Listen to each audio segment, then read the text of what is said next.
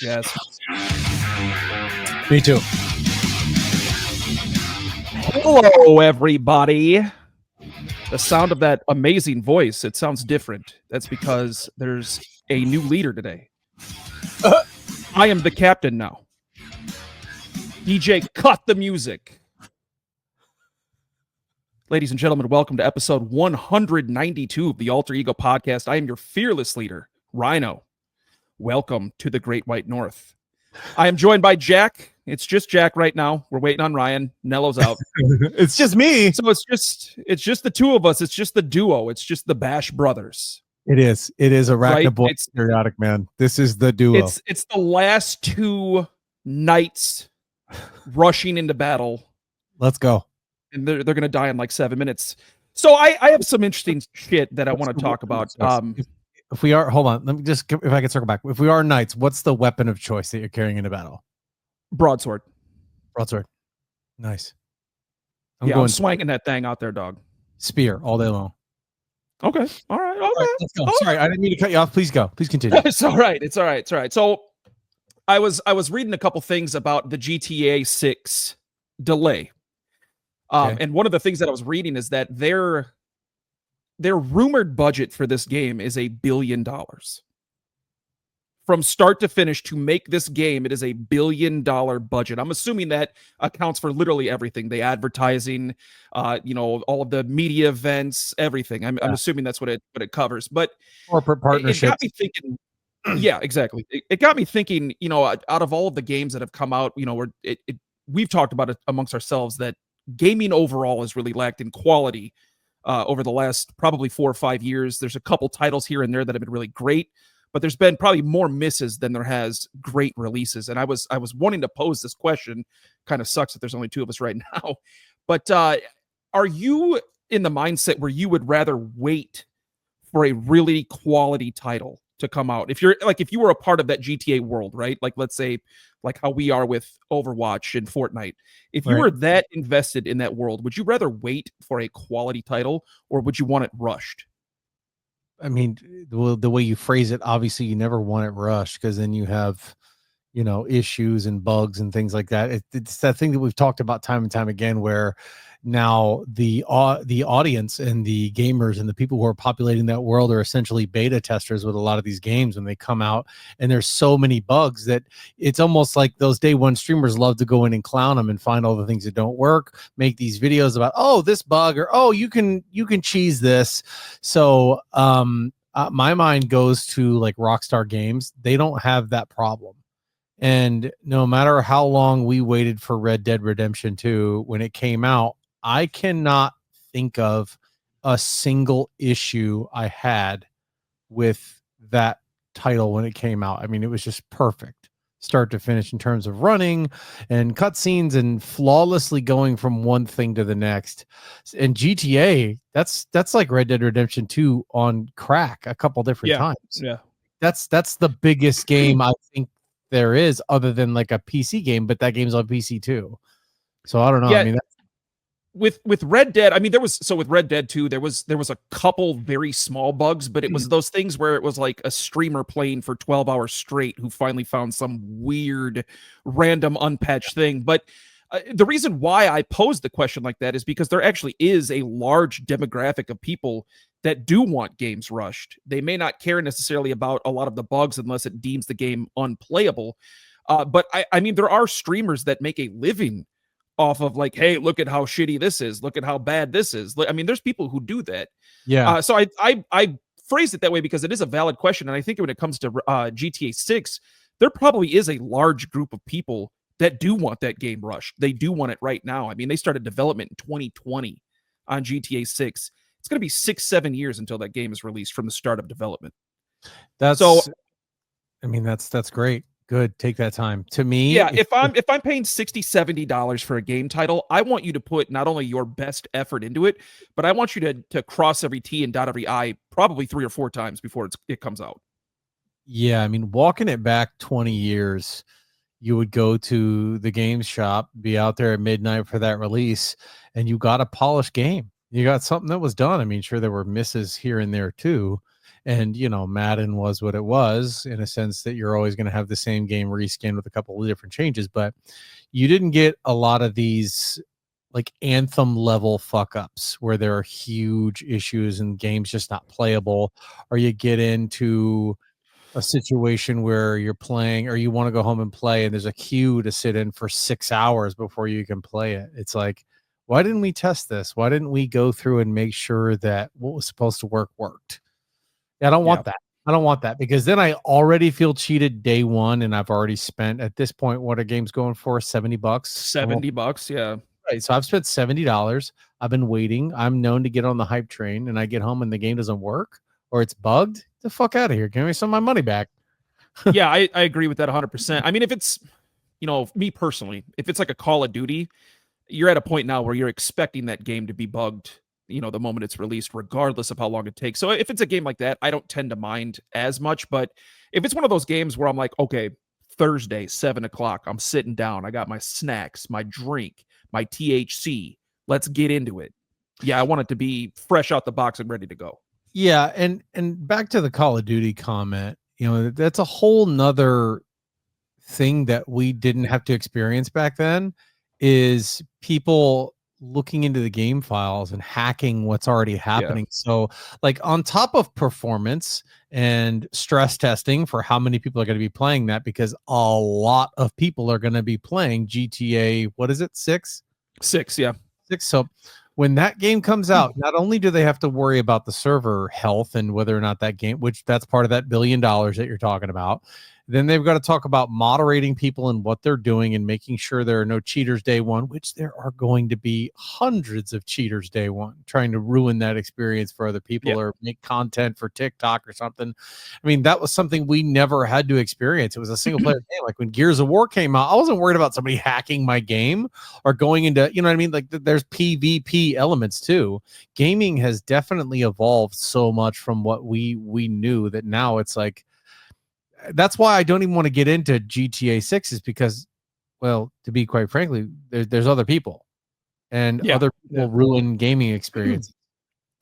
You know what's, I mean, we've talked about this, but I think what has been the devastating blow to gaming is social media, especially like TikTok and YouTube and Instagram, where they have reels.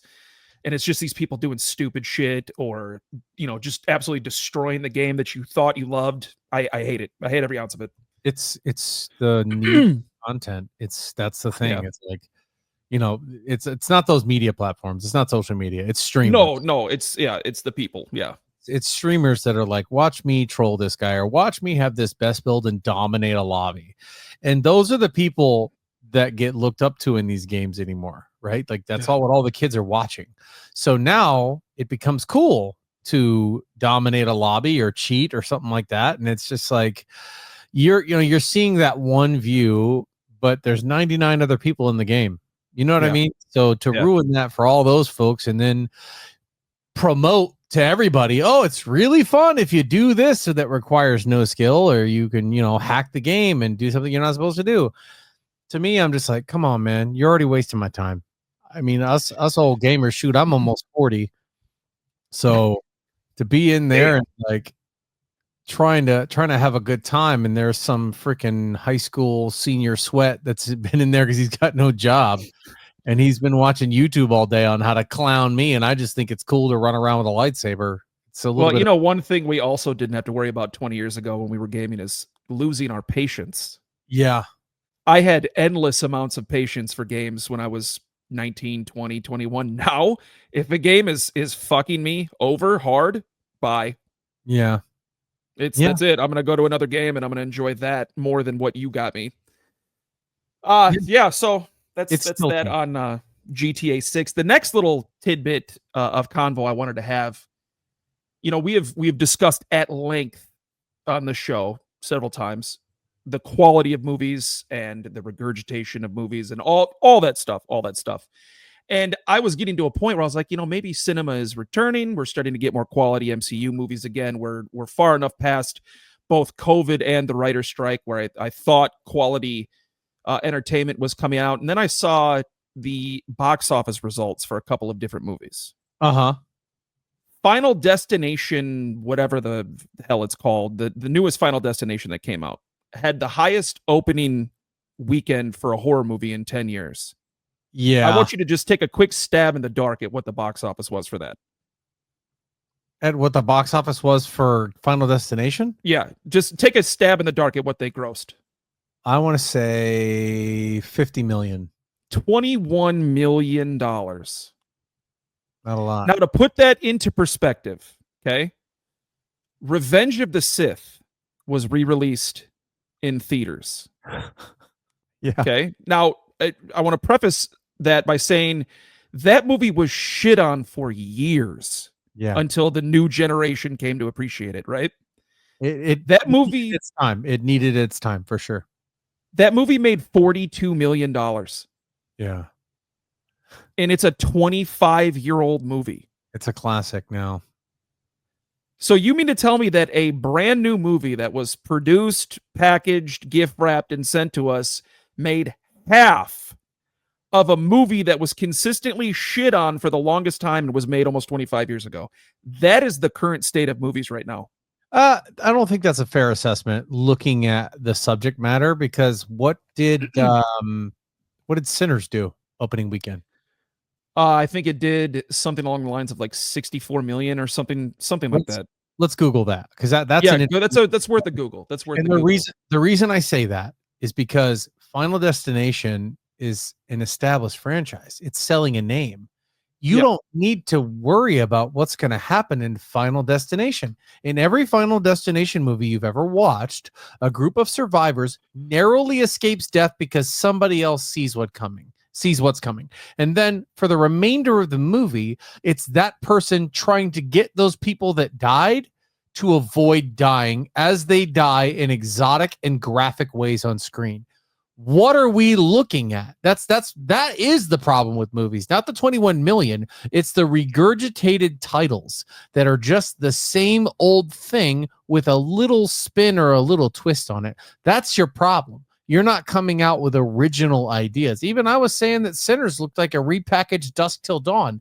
It's hard to get a brand new movie out there with a new idea, because at the end of the day, studios don't even want it, because they don't want to see, is it going to work? They want to put something out there that's going to get them money, that is going to have a draw. So if you bring up an original idea and then somebody else goes, well, we got Final Destination and it's grossed this much over our franchise, an investor is going to say, okay, there's a track record here. Let's do Dusk Till Dawn. Let's do Final Destination, as opposed to this new idea that might not work and still cost maybe as much money.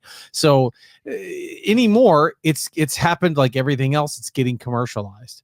Like, look at Thunderbolts. Look at Thunderbolts. At the end of Thunderbolts, spoiler alert for that, in the end credit scene, Red Guardian comes out wearing a jumper with sponsors on the sleeves. Tide soap is on the thing. And I mean, as much as you laugh that it looks like, oh, that's funny, they're making fun of NASCAR and their teams, Tide paid money to have their logo on the side of that dude's arm. Yeah, they really did. And it wasn't even a real thing. It was a movie. Right. Like, it wasn't the Super Bowl. It wasn't the World Series. It was a movie. So let me ask you this question then. Eliminate like Marvel and DC from the equation, right? Sure. How many hands do you think you would need to count the box office smashes that we've had post-COVID? Minus DC? So take DC and Marvel out of the equation. I'd say one hand. Oppenheimer, Barbie, maybe a few more. Maverick was up there. Maverick, which is a reskin, and it's still, at the end of the day, it's a refurbished fucking piece of shit, right? Right. At this point, so now we're gonna take the planes over here and do impossible stunts. Final Reckoning Part 2. Final Reckoning Part 2. I mean, I am telling you right now, we're gonna get Mission Impossible into the double digits. Well, if this is the Final Reckoning, we will. But if Tom Cruise runs out of reasons to jump out of a submarine that's falling from orbit onto a moving meteor that he's going to ride into Mars You know what I mean? Like that's the only reason these movies exist. I mean, you've seen that clip with him sitting talking to Matt Damon, where he's like, "I've been thinking about this stunt for 15 years." It's like, dude, just do the stunt then. You don't need to make another crappy movie. I gotta be honest with you, and this might be petty. I don't really care because I'm not the biggest fan of Tom Cruise anyways, but I am getting so sick of hearing him talk about stunts. Dude, Yeah, I don't care that you do your own stunts. We've known this for 30 years. You don't right. have to throw it in our face every time you film a new movie.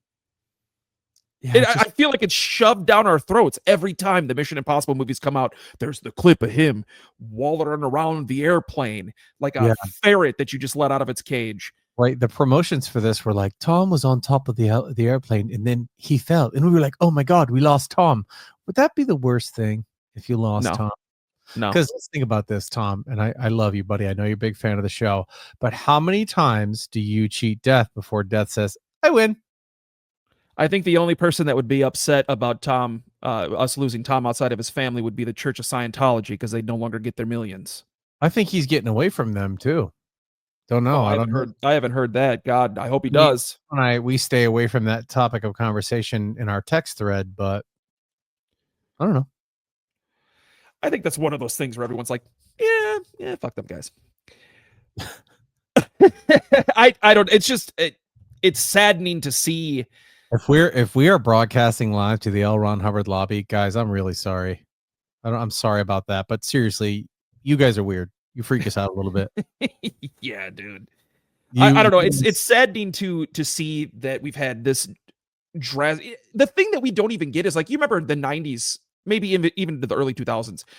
yeah, I It remember. may not have been a it may not have been a great movie. It may not have been like even the biggest box office smash, but we still had awesome movies that were coming out regularly. Like I think about those 90s action movies with like Nicolas Cage and Bruce Willis and all that. I mean, we were getting those every other month, every 3-4 months. We were getting a big hit movie like that. We don't even get that anymore. The Rock. Then you have like Yeah, Ace. Gone in 60 Seconds. Yeah, and then Die Hard, 12 Monkeys, all kinds of Yeah, stuff. dude, all of that was awesome. I mean, yeah, some of them were crappy movies, but if that's on TV right now, I'm more likely to throw something like that on than I am to throw a new movie on. Yeah, that makes sense. Outside of the Marvel world, obviously, because I those are on repeat in my house all the time. But Big time. I mean, there's sometimes I'll hop onto YouTube TV and like Armageddon will be on. Yeah, I'm stopping right there and watching that for hours. I just want to see Ben Affleck eat animal crackers off of Liv Tyler's body. Go Just north to the Madness Peaks above, right. Oh God. Oh, it's so corny. or we can go down south, Ugh. way down under. Oh, Ben, relax. We can see you, Ben. The favorite part of that was Michael Clark Duncan and Steve Buscemi. Yeah, those were the best. I love that scene when they first land on the asteroid and he's telling everybody where where they are. Yeah. How do you know that? Because I'm a genius. Yeah. Worst. I just want to throw that at somebody one of these days. Worst environment imaginable. Just say that. Just say worst Yep, environment. worst imaginable. Yep. Um, I don't know if this was going to be part of your subjects today, but I wanted to talk a little bit about Andor because I started it, season 2. So I got to ask this right off the bat because every single thing I have heard or seen about that show is that it is at a minimum on par with season 1. Oh God. Wow. Gang, I don't know what happened there, but he just got up quickly and left. I gotta say, My house exploded. No, I'm just kidding. That was my furnace. Any HVAC people out there, my inducer motor is going bad, so I'm just waiting until it finally fails. Then I'm okay, gonna replace it. reframe your question. What were you saying again? Or restate it, sorry. About Andor. Oh yes, everything I've seen or heard about Andor is saying that at a minimum it's on par with season 1. Is that something that you're gathering so far? Yeah. Yeah. This show, like I don't get it. I don't get it. I mean, I get Andor. Andor is so masterfully written and shot, and I love the way they show you little things that connect down the road to what's happening. Yeah. and this is one of those shows that's so intense to me that like it grips me. I was like, I might throw on Andor here because you ended up getting off early, and everybody ended up getting off, and it was late. And I was like, you know what? Let's try Andor.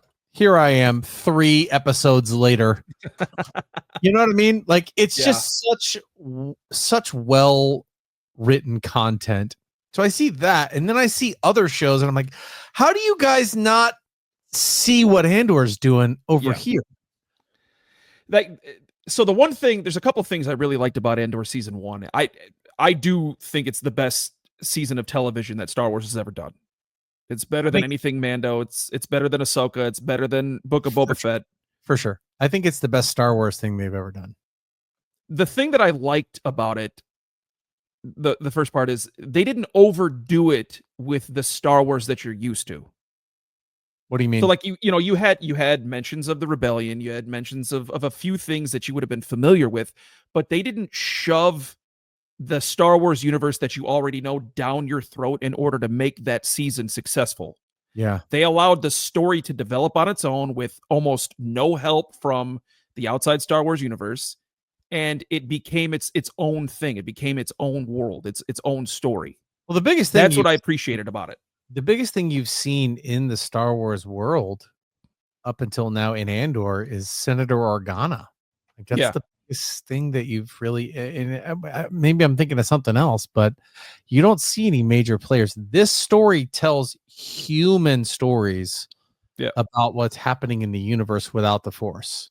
It's showing what the Empire is doing, how they're going about their business. And I was thinking about this last night, laying in bed. I was watching the show, and there is a scene with somebody from the Empire and one of your members, and it's a scene that is such a human scene that happens that I was just like, this is so like masterful for them to be able to show me this guy from the Empire and 100% support what he's doing and the way reason he's acting the way that he's acting, and then seeing the people on the other side and seeing the people that acting the way they're acting and going, they're 100% justified too. Yeah. And seeing a situation unfold and go, God damn, this is Star Wars. And you're watching it unfold and you're just like, this is just next level stuff. The fact that they're able to tell stories the way that they do. By the way, sorry, I don't want to take your thunder. Go ahead, Ryan. Who just joined us? Ryan's here. Hello, Ryan. How are you? Welcome. Oh, how are you? Sorry. We're good. We're good. How are you? Because I hear you had a small mishap on the way to the show. Oh no! Oh no! I didn't hear about this. I was cooking dinner. You're alive? Fighting for my life in that bathroom, bro. Oh, just some gastrointestinal disturbances. Oh no! Yeah. I'm glad you're okay. Hey, listen, man. As somebody who works on construction sites regularly, when the BGs hit, time stops. Yeah. Hey, let me tell you something. As somebody who poops a lot, I always know what poop is like when you feel you gotta poop. Back to Andor. Puke, let me puke. Sorry. So yeah, I was saying that one of the things I appreciated the most was that it doesn't overuse the rest of the Star Wars universe. But the other thing that I really liked about that is I think it's probably the best cast piece of Star Wars production that we've had as well. I mean, what's her name that plays Ahsoka? She's not bad. Pedro Pascal is Rosario Dawson. She's not bad. She's pretty good at Ahsoka. I'm not the biggest Rosario Dawson fan to begin with, so that's my critique there. Pedro Pascal is good in anything. I mean, it's like Brad Pitt or Matt Damon. But I thought the people that I don't know if that's a critique for Rosario Dawson, but I get you. I get what you're saying.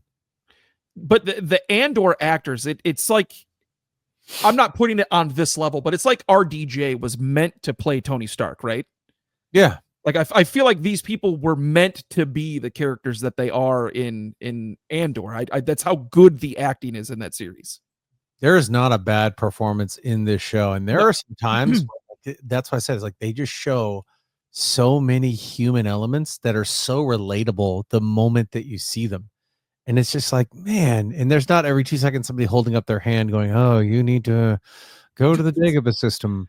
I don't need space wizards, man. There was a situation, that scene that I'm talking about in episode 3, I think it was.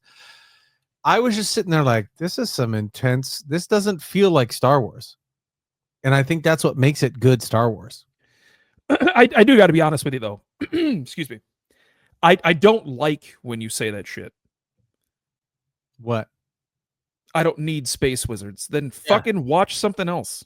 No, I want the whole The entire point of Star Wars is based around the Force. That's like saying, "Hey, hold on. I know that they're on their way to Mordor, but they don't need rings anymore. Just fuck the rings."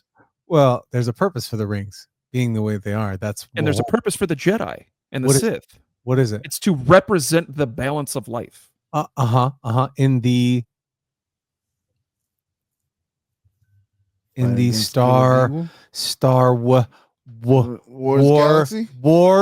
in the Star Wars. That's what the fuck the movie's about, is a war. Not then go watch Saving Private Ryan if you don't want fucking space wizards, but you want war. I will not stand Private Ryan besmirchment. I love Saving Private Ryan. It's one of the greatest war movies that exist, if not the greatest. It's insane. But the point that I'm making is it's just one of these things that like irk me. I understand where you're coming from. I really do. I just can't fucking stand it because Star Wars is meant to have space wizards. Star Wars is about the War of the Stars and the Empire versus the Rebellion. The Jedi and the Sith are cogs in this story. That's like saying, you have a whole comic book cover and you just want to talk about the fact that it's issue 1 of 3. There's so much more to explore. I get it. Yeah, I get it. And you're getting it with shit like Andor, but the space wizards can still be here. Yeah, they can still chill. There's Mandalore. There's all kinds of stuff that could be explored in the Star Wars universe. It doesn't have to be just because their last name is Skywalker or they met a Skywalker one time or their uncle's best friend's name is Skywalker. Now, that argument I like. One time Luke Skywalker crop dusted a group of kids. I don't care. I want that argument. I don't mind. I'm tired of seeing the Skywalkers and I'm tired of seeing the Palpatines and I'm tired of seeing. Yes, that I agree with. And all Give of me those some people, new space wizards. All of those people are what occupation specifically? Space wizards. Thank you. No further questions, Your Honor. The defense. I want to see new space wizards. I want to see new space wizards. The lawsuit of Glover and Austin here. We'll talk to you about your cloak doesn't fit. Yeah. What? If the cloak doesn't fit, you must acquit. If you got chopped in half, you don't get a relapse. I don't know. That didn't work, but let's move on.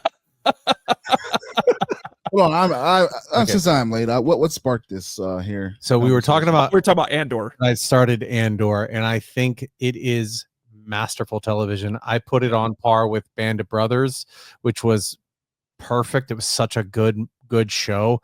I think it's better than anything Star Wars has ever put out, minus Rogue One, and I think it almost doesn't count because Rogue One has a lot of these people in it.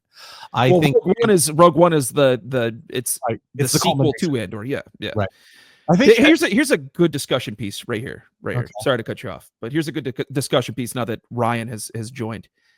Let's give our top 3 television series of all time. I really need to watch. Okay, Space I got Wizards. it. I already got it. All right, I'm already. So, let's hear your number 1. My number 1? Yeah. The American Office. The American Office. Okay. All right.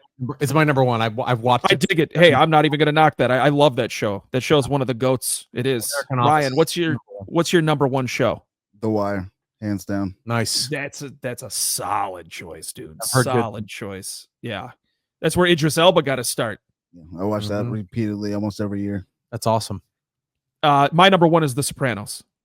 Yeah, I've never seen Sopranos, so I can't say much, but that's good. It's an all-time show for me. It's number 1 for you? It's number 1. It's the greatest show that I've ever watched in my life. Cool. I've heard good things. I don't have much to comment on that. It's all right. No, it's not for everybody, but what's your number 2? Band of Brothers.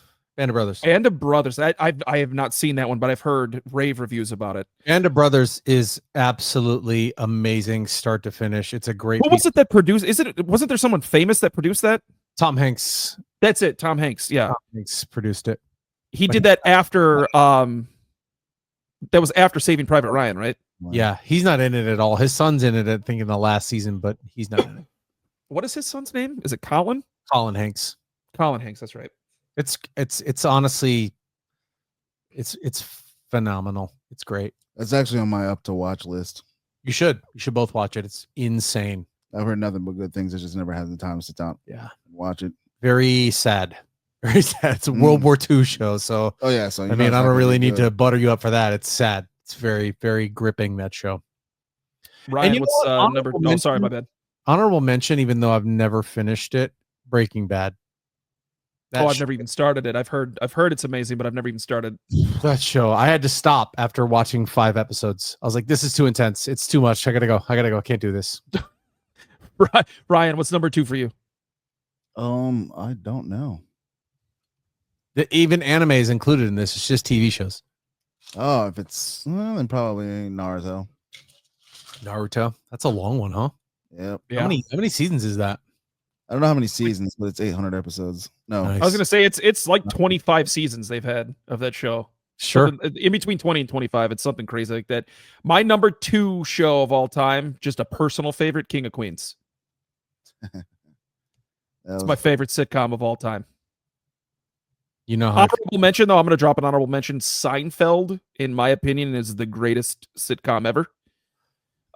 But King of Queens is just a personal favorite, just because I relate more to Kevin James than I do to Jerry Seinfeld. nobody relates to Jerry Seinfeld. I get you. That's Yeah. I mean, unless you're on Jerry Seinfeld money. Number 3. What's number? You're asking. Number 3, yeah. Yeah. Andor. Andor. That's why I was asking, because I had a feeling it was in your top 3. Yeah. It's that good. Yeah. Andor. Ryan, did you think of a number 2? He said Naruto. Or number 3, excuse me. Honestly, right now I haven't finished it all the way through, but I think I'm like 4 episodes in the season 2 of The Punisher. Bro. You like The Punisher? Yeah, it's good, dude. The Punisher itself, though, just the show itself, I just love. It was the best. It was the best of the Marvel Netflix series, in my opinion. I thought Punisher was number 1. It's like 1A, 1B with Punisher and Daredevil, but I just out of the sheer nature of what kind of person he is, I picked him over Daredevil.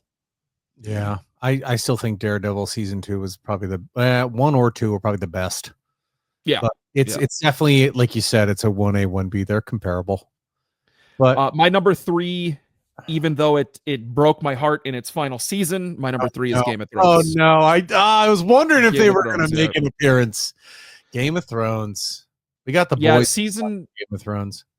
The last season was just it was hurried. It was like they were just picking ideas out of a hat at that point and just saying write a script for it. But up until like everything after the Battle of Winterfell was terrible, but up until the Battle of Winterfell, Battle of the Bastards. No, the where they fought the Nightwalkers. Oh yeah, okay, the official. Yeah. Okay, sorry, because Winterfell's fought over several times. Yes, so it was the final Battle of Winterfell where it was pretty much everyone versus them, and that's when what's his name dies. Theon. No, what's the main White Walker's name? Oh. The hell did they call it? The Night King? Was it the Night King? Yep. Night King, yes. That up until that was great. Honestly, it was great up until that moment. Yeah. So the scene, I think it was in the season before that, Arya kills what's his name, who had been in the series the whole time. I'm terrible with names. This is why I don't like talking about TV a whole lot. Arya had been in the series. Oh, Littlefinger. Littlefinger, yes. When Arya when she kills Littlefinger. That name always used to trip me out, Littlefinger. Yeah, it does. That is one of my favorite all-time episodes in the whole series. Yeah. Mine was definitely Battle of the Bastards. That was great, yeah. Yeah, that was intense TV right there.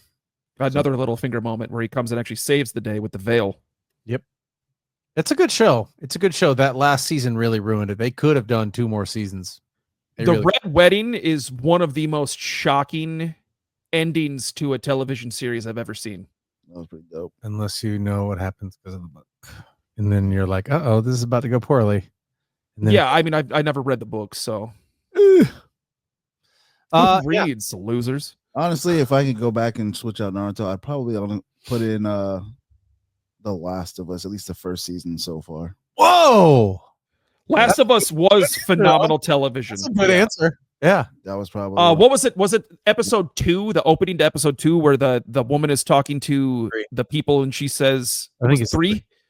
I know What exactly. episode? It's my she favorite said, like, of any show ever. Favorite cold open of any show. That one. they asked her, like, what should we do? And she said, what did she say? Bomb the whole city or something like that? I can't remember. Bomb. Yeah. He said, "What should we do?" Bomb.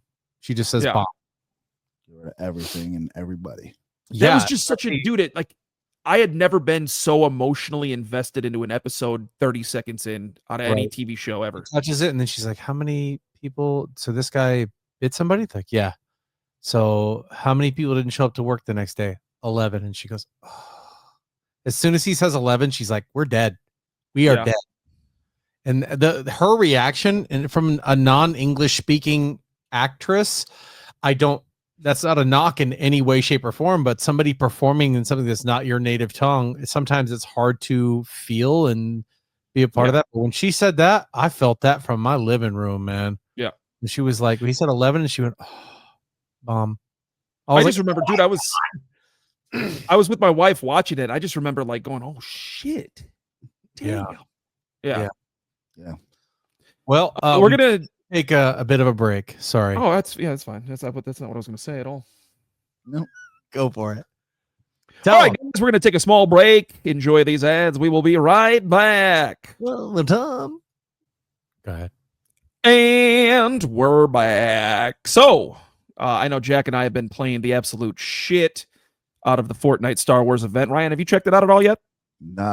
He doesn't play Fortnite. He hates Fortnite. That's all right. That's all right. We've talked about Fortnite. One of the things there was an update that dropped, I believe it was last Thursday or Friday, and one of the things that was introduced was an AI Darth Vader. So many of you who have played Fortnite know that there are certain bosses around the map or people around the map that you can hire, and they assist you in your search for the crown. This AI, it's the first hireable character that Fortnite has had where you could communicate with it, and it would talk back to you, and it would actually understand what you're saying and respond to your prompts. The problem is these are human beings playing it. And what are human beings? Dog shit people. So I believe it was within 24 hours, there were accounts of Darth Vader swearing, using racial slurs, saying that Hispanics aren't real people was one of them. Wow. He's also reacting to what he's being told by the people in the lobby. But the fact that the AI was not taught, because if you go to ChatGPT right now and you try and prompt it to say those things, it's going to say, I'm not allowed to respond to that, or I'm not allowed to use that language. It's something along those lines. Not within my protocols to use. That's exactly right. Something along those lines. If you were going to introduce an AI application to one of the most played games on the planet, don't you think you should have gone through the process of saying, hey, by the way, we can't use anything with the N-word, the Spanish people, nothing like that. The problem is it's a kid's game and it's made for lighthearted fun. And it is fun. Let me tell you something. Playing against Darth Vader in Fortnite is already really cool. Going up against big time solo is kind of scary. It kind of shows you that Darth Vader is nobody to play with, because he will pick up things and throw them at you. He will force jump right in your face. He has stormtroopers with him. He'll throw his lightsaber at you. The dude is not to be trifled with. So beating him with a team is pretty easy. But once you beat him, you get him down, he joins your team, and then he can talk to you. But then this goes back to the conversation we had earlier about people ruining things. Prime example. Because this is Exhibit A. After hearing about Darth Vader, and I said, are you kidding me? We're going to go get Darth Vader because we want him on our team. So we go get him, go to talk to him. He won't talk back. He's already been shut down. Other people don't get to talk to Darth. Now, the fact that he will recognize the skin that you're in and comment on it, because we got him as clone troopers. He goes, clone troopers looking to learn the Force. Well, I will lead this squadron. And blah, blah, blah. I was like, that's so cool. I got him the game before that as Boba Fett. He's like, Boba Fett. This team is already about, he compliments Boba Fett, and then off we go. And I jump on there and I'm like, yo, Darth, what it do, baby? Talk to me. Silent. What the Silent. business is, shoddy. I'll tell you what, Rhino's underplaying his excitement for this Fortnite Star Wars season. He's played a lot of it. He doesn't play a lot of Oh my Fortnite. God, I am. Now, let me just go ahead and tell a little story that made me laugh very hard the moment it happened. We brought Rhino into this game, and there are several rebel outposts along the map, and there are first order parts across the map. And I just picked a random one for us to drop at because I wanted to get some guns and stuff. But they have the old clone transport parked, like a little plane. You can fly TIE fighters and X-Wings too, by the way. You find one, jump in, you're flying. You can fire it. You've got it's really incredible the things that Fortnite will allow you to do. But anyway, we're landing, and all of a sudden, my eardrum in my headphones almost blows out because Rhino sees this plane and just goes, "Can you fly it?" Now that's me toning it down for the microphone, but I think my children in the other room might have heard the excitement. So just for those who may not have picked up on what kind of ship it was exactly, if you remember in the Clone Wars, Yeah, Yoda is riding on the transport. It's right before he goes to fight Count Dooku. It's it's almost like the Black Hawk helicopter version of a Star Wars ship, right? It's big, beefy. It's gonna transport 20 people to the fight scene. and in the movie, it has 2 mounted guns on it. Yeah, and I'm landing, and I see this thing, and I'm like, no, dude, I'm gonna cry if you tell me I can fly this thing. So that all translated in an instant to, "Can you fly it?" Yeah, And I was like, well, couldn't talk, but eventually I had to break the news. But what you can do is go find Han Solo, and he'll give you a mission, something to go do in the middle of the game, and you can get XP and earn stuff. And if you want to fly around as General Grievous, go for it. It's awesome. But guys, I need Ryan, you should check it out, man. You're missing out to try out Warhammer 40,000. They put Darth Vader in the Call of Duty and baby, you know. I don't get the hesitation. Is it just a monetary compensation thing that bothers you? What?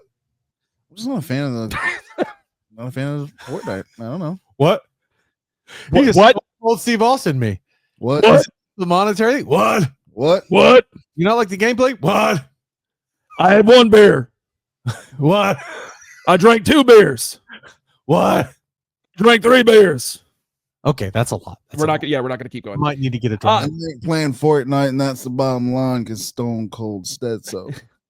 Seems silly. So the one thing that I've been dreading as far as because I scroll through the IGNs and the comic books and the all those news media outlets on Twitter and on Instagram. The one thing I've been dreading so far has been the Doomsday leaks, just because this is going to be the biggest movie that they've had since Endgame. One of the set leaks that apparently has come out. Now, they haven't indulged into all of the details, which that's fine. So we're not going to spoil a whole lot here. However, a set leak from Avengers Doomsday reveals a return to a surprising MCU location. Now, this is what the headline read. An Avengers Doomsday set leak reveals that the Marvel movie will return to a major location from earlier MCU films and TV series. Now, that's a key point there, TV series. I don't know if I likely bring with it a familiar Captain America character. Okay, we're thinking Peggy Carter. They go to an alternative. That's my guess. I don't know. I haven't read the story. I was trying to think back because I don't believe they ever went to Vormir in any of the TV series, right? Never. Because the first thing when I was reading it that popped to mind was Vormir and Red Skull. Right. But I couldn't think of any TVs. But then there's plenty to be done with the Red Skull, but he was not in a TV series. Wait a minute. Did they go to Vormir at all in What If? Maybe. I didn't finish What If season 3. I don't think so. I don't think so either, because then every time they show the gauntlet, it's already got all the that's true. The stones. Well, the thing that the thing that the MCU actually did confirm is that Red Skull's out there somewhere. He was freed from his bounds on Vormir, right? And he's out there somewhere in the universe right now. That was his penance, was guiding people with the Soul Stone, and once they got it, he was free to leave. Now, how he's gonna leave? Does he have a ship? What's gonna happen there? I don't know. Well, that's the thing, because we are facing some sort of obvious mass incursion. So Mhm. maybe he doesn't need a ship. Maybe somehow he warps into another universe and there he is on Battle World. Now, because he's free, does he still have floating legs? Does he Of not have any life. legs? That's a great question. That's a great question. Does he have I, a what his death reminded me of, I don't know how, if you're gonna remember this sorry, analogy, but in First Avenger? no. So the way he looked in Oh, Endgame, and what else was he in? Was it just Endgame? he was in Endgame and And Infinity War. In Infinity War too. War. Yeah. So you remember in Dragon Ball Z where if you died, if you were like an evil character, you didn't get to keep your body. Yeah. So like they showed Frieza and he was just floating around, and like Vegeta was just floating around. That's what Red Skull reminded me of. Is like he was so evil he couldn't keep his body and he was cursed just as a ghost. Well, and that he's not dead when he got zapped up by the space stone, which is an Yeah. interesting part of that too. Yeah. This is one of those times where the universe is getting pretty big. This is a daunting task to make this make sense. Well, so this is another thing I was going to associate with this particular conversation. Now, this is just a theory. This isn't a leak. This isn't a spoiler or anything like that. This is just a fan theory, but it stood out to me and it made a lot of sense.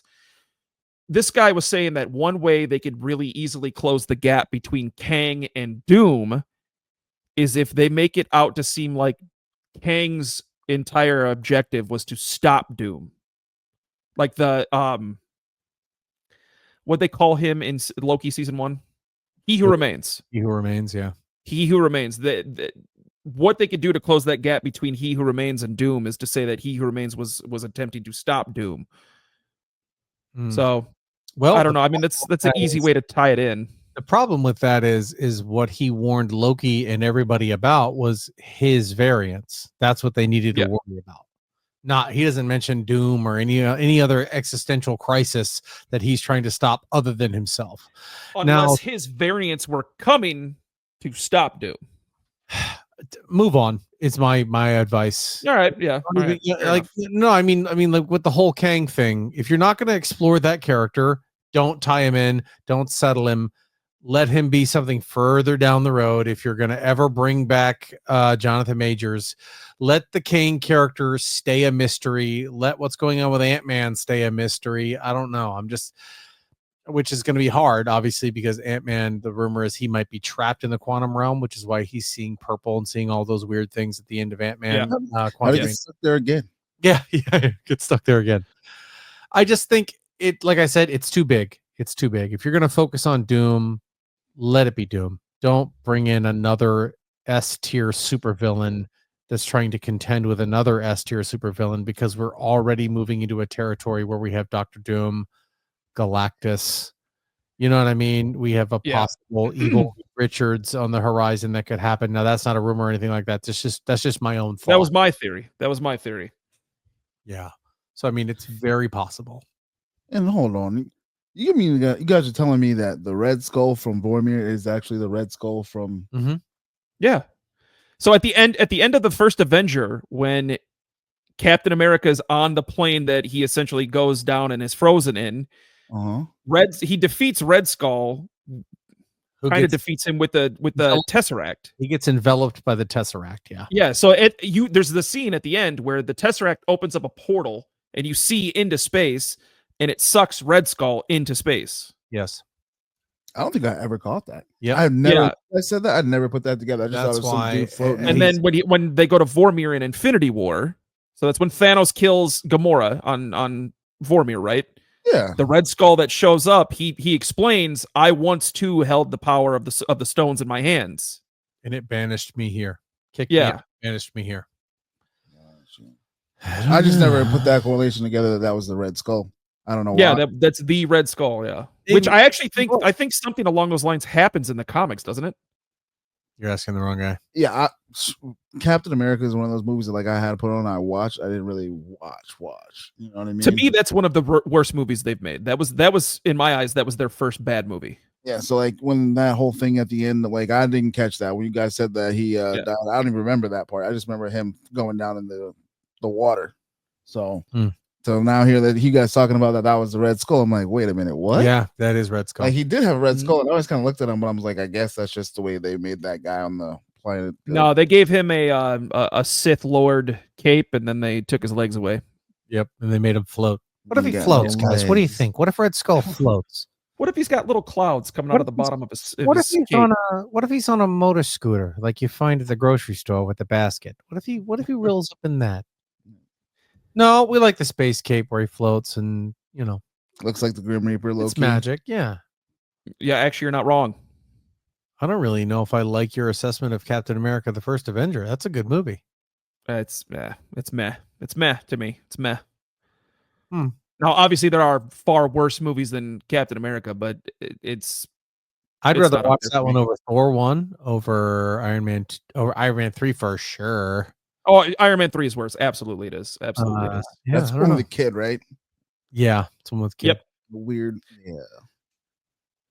So the next one, I don't know how much in depth we're gonna get because I don't think any of us have watched it, but The Last of Us season 2. I've watched a bit of it. Okay, so one of the things that I believe it was the director said this, is that there is no way they'll be able to finish their narrative in a third season. So essentially, he's confirming that there's going to be a fourth season. And I mean, are they getting to a point where they're going to stretch this story way too thin? Because I've already heard horrible things about season 2. Well, the problem with season 2 is you have a huge draw as to what's bringing you to watch this show, right? Yeah. And you got rid of that. So a lot of people fell Wait, off. does Pedro Pascal die?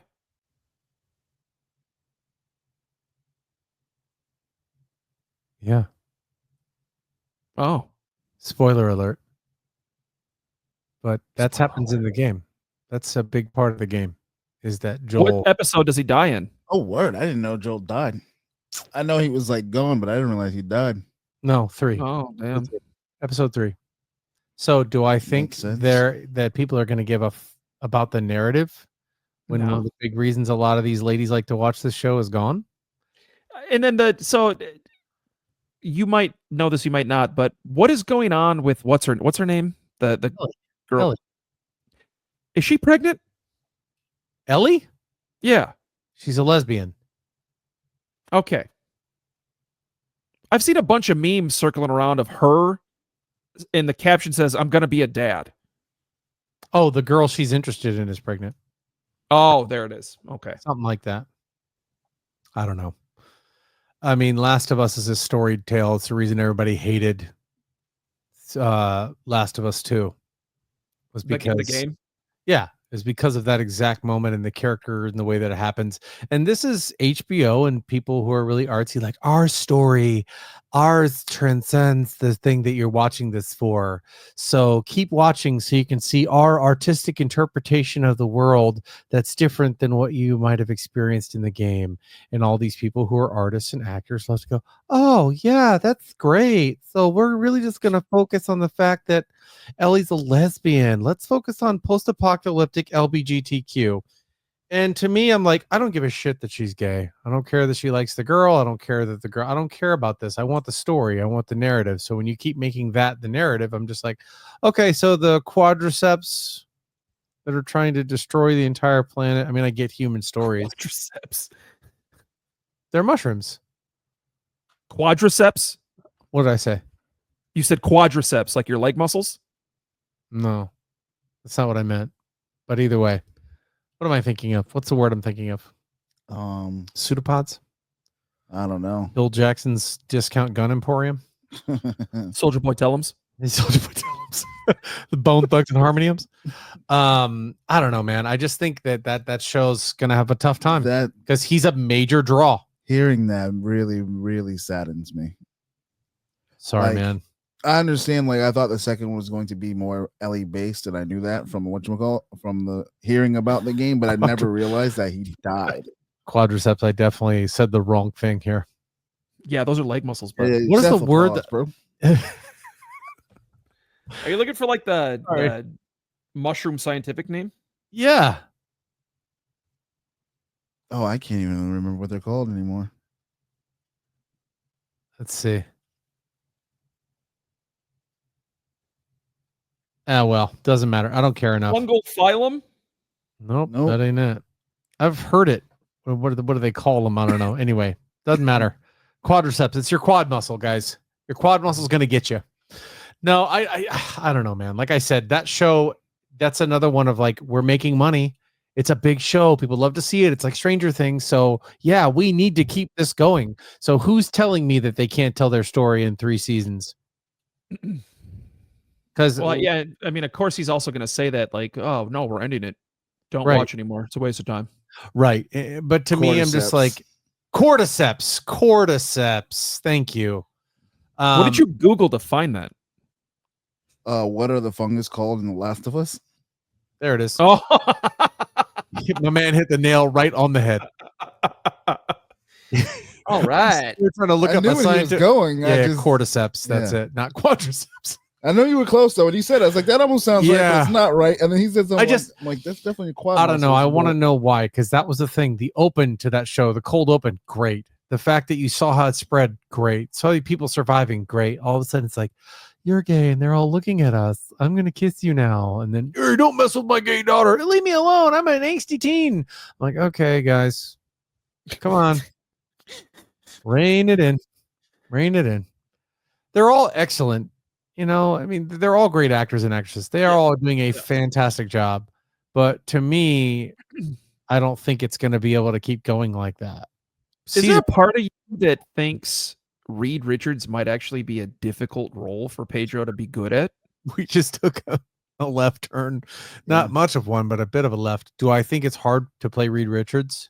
No, do you think it's it's going to be a difficult character for him to master? Why? No. Why do you ask? Well, he's never had a role like Reed Richards before. Okay. Why do you ask that? What about Reed Richards makes you think it might be difficult for Pedro Pascal? It's not Reed Richards that's going to make it difficult. It's Pedro Pascal and his acting style and what he's good at and what he's great at and what he's not great at. What about Wonder Woman 1984? Did you hate that one? Yeah. Yeah, that was dog shit. It was horrible. And yes, I hated Pedro's character. Yes, I thought his character was terrible. Why? It did not captivate me. It did not grab me. I actually got annoyed with his character at like halfway through the movie. I'm like, I'm sick of seeing this dude on TV. I mean, I wasn't a fan of that movie, but I think that character, Max, what was his name? Power. Anyway. Max Power was his name. Was it really Max Power? Oh, I saw that on a hairdryer.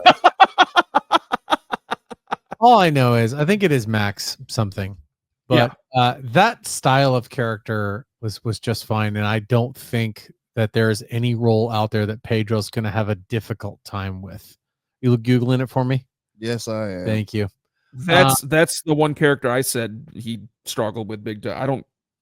Didn't do it for me, man. I think that was writing, but the fact that you know, I think Pedro can do it for sure. I don't think Reed Richards is. I think it's going to be more difficult for the kid from Stranger Things to play Johnny. Maxwell Lord. Maxwell Lord. I'm the opposite of that one too. I don't think he's going to struggle at all. I think he's got great charisma to play that character. He's in the Superman movie too. I don't think. No. You misunderstand me. I don't think that kid's going to struggle with it. I think the role of Johnny Storm is. It'll be harder for him to master Johnny Storm than Pedro to master Reed Richards. Is what you're saying?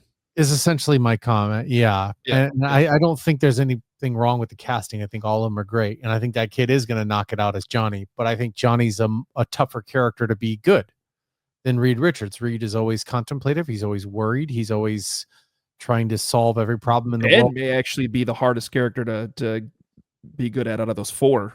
For sure. Yeah. Because he doesn't get to show his face. He also has the more emotional side of things because he's the only teammate that hates who he is after. Well, we've talked about this before on the show, but Ben Grimm, when he was first drawn as the Thing, was groundbreaking because every hero looked like a model. They all looked super. Yeah. They looked in excellent shape and they were gods. And then you had the Thing, who was a pile of rocks. So he was the first ever hero drawn to look like a monster. So Ben always struggles with that. And I think we're going to see major Ben struggles if he gets to the 616, because in the trailers for this, they love him. They all love him. And I think it's Yeah. going to be a rude awakening when Ben comes to another universe and people hate him or people start making fun of him. And it's going to be something that weighs heavily on that character. And I think the guy they cast for it, perfect. He'll be just fine. Yeah, he's going to be great. Yeah. Akrak, I think his name. I don't know. But I think that Fantastic Four cast is going to smoke it. I think they're going to do a great job. That's where I think the problems are going to come from the filler characters, like whoever John Malkovich might be playing or supporting characters. But I think the four themselves are solid. And Galactus, you don't need much from him. Galactus is a matter of your production and how that's who's playing Galactus. It's a gentleman whose name I don't remember, but I've seen his face, and if I heard his voice anywhere, I'd be like, "Yep, that's who that is." He's been in a ton of stuff. He's been in a lot of movies. He was in Game of Thrones as well. He was one of the Ironborn. He's done a lot of video games. Galactus actor. Let's take a look. Let's hit that Google music, baby. Ralph Ineson? Yeah.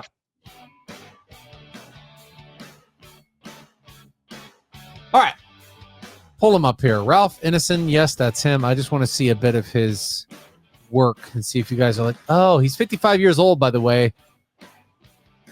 Because I know you guys are asking. Here we go. IMDb, baby. Ralph Ineson. Let's put that down. He has been in such fare as The Green Knight. That was a big deal in 2001. Let's see. He was in Nosferatu that just came out. Yeah, he's typically. Oh, he was the main voice in Diablo 4. He was Lorath, the guy who gets his head cut off. He was in the. Oh, really? Yeah, that's pretty cool. I kind of want to hear his voice. He was Kevdak in Lord Legend of Vox Machina. That is a freaking one that might be in there for one of my favorite TV series. Legend of Vox Machina is incredible, and I know you guys don't want to watch it because you think, actually, I started watching the first season. It wasn't bad. No, I'm actually just waiting until it's done. You're gonna be waiting. So you could binge it. Yep, that first season got me hooked. Honestly, gonna be a while. Yeah, I can wait.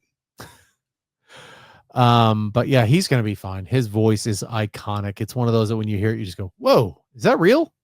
You know what I mean? It's one of those things for me. Like I can hear a voice, and it's like, "Oh, that guy has a good voice," but like, do I know who that is? Like I hear James Earl Jones talk, like I know who that is. Yeah. Like when Ultron started talking, I'm like, "Yo, it's Red Reddington. I know who that guy is." Yeah. Like, I don't know if I know this guy like that. I don't need that. I don't need that. I don't want to see. Honestly, it's tough enough with the Fantastic Four being who they are, looking at them and seeing the actors. I mean, like I want to see somebody embody. That's why when the X-Men, I want unknowns. I want people that we haven't heard of. Give me the Star Wars treatment. Give me some people who can act, but maybe we haven't seen them in too much stuff. Give me people that can embody these characters, and I don't look at it and go, that's Robert Downey Jr. He's going to sound like this. It's just that happens so much anymore when you cast these megastars, and sometimes it doesn't work because then the megastar goes, well, I want $1 billion if you want me to come back. And then Red Reddington, is that Blacklist? Yes. I actually just started watching that show, and that is a phenomenal show. It's so a good one. It's a good one. It fell off for me, but it's a good one. What is his name? Can't think of it right now. Actual name? James. James Spader. James Spader. It is. Yeah, James Spader. 16 Candles, I believe. Way back in the day. 16 Candles, dude. He was in a werewolf movie with Jack Nicholson. That's what I recognized him from. What was the show he was in with Star Trek guy? Boston Law? Be more specific. Yeah, Boston Legal, I think is what you're talking about. Boston Legal, yeah. The first main Star Trek guy. James Kirk? No, Shatner. William Shatner. You knew who I was talking about. Bill Shatner? Nobody that's why I don't like you Star Trek snoots. Okay? You Trekkies look down your nose at everyone. Be more specific. Yeah, Captain Jean-Luc Picard wouldn't have had to be more specific. He would have. Who was the first main Star Trek guy that was famous? Leonard Nimoy. That's not true at all. It's not. Anyway, what else you got for us, big dog? Ryan. Actually, I wanted to ask you this. Have you watched anything new lately? Let's see. Started to watch The Punisher. So I want to start. I had an idea for a segment for the show, and usually this is something we talk about behind closed doors. But the idea literally was, let's talk about something Ryan has watched, because it's going to be an interesting conversation. I started watching Malcolm in the Middle again. That's a throwback. Me and the wife started watching the other day. My favorite thing in the middle of all time was when Hank was being asked. Hank is the dad, right? Yeah. He was being asked if he was being asked if he would pull the plug on somebody. So he had these lists of pros and cons, and one of the lists on the cons is, will I want to kill again? That's my favorite thing. Hey, well, he went from Hal to Walter White, you know. You're halfway through the second season of Punisher? Yes. So what the episode where they, spoilers coming, where they were at the police station and they just shot everything up, and then he's back in New York. Actually, I'm at the one that starts where he's going to see the old the guy who takes pictures of kids or whatever, and he burns the place down. Oh yeah. Oh, so they're at like that little podunk sheriff station, and they come to kill everybody. Yeah. So now, that episode ended, and I'm watching the one where he says he wants to kill the guy, but she's like, you can't do that. He goes, but you can set it on fire, and so he burns the place down. Yeah. So give us your overall evaluation of season 1 then. Season 1? Yeah. I liked it a lot. I almost loved it. My thing that I hate sometimes that they do in a lot of movies or TV shows even is his friend, the bad guy. He should have just absolutely killed him so brutally and so painfully. Bro, that scene on the merry-go-round is one of the most brutal scenes I've ever seen in a comic book movie or television show.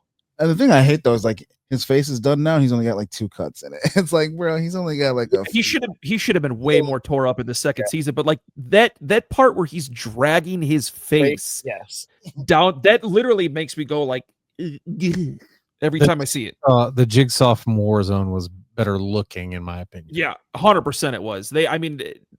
I don't know why they still wanted to try and give him that pretty boy persona when that was the whole point of Jigsaw's characters. He's no longer the pretty boy. He's fucked up. His face is just all sliced and diced. And he has to think about the Punisher every time he looks in the mirror. I love that. Yeah, I like that too. But I hate the fact it's a lasting reminder. Amnesia. DJ, cue the music. Ladies and gentlemen, that's going to do it for us here at the Alter Ego Podcast. Thanks for tuning into episode 192. Thanks for your special guest appearance, Ryan. Live from the bathroom, you know. My man, glad you could sit in for a couple segments. Nature calling. Jack, I did. In the great blue South. Green. Great green South. Well, you're surrounded by a literal ocean. So, I mean. Fair. I just don't go into it. Ladies and gentlemen, get your pet spayed or neutered. Goodbye, everybody. Whose sign off is that? Spayed or neutered? Bob Barker. Bob Barker. Back in the day. Price is wrong, bitch.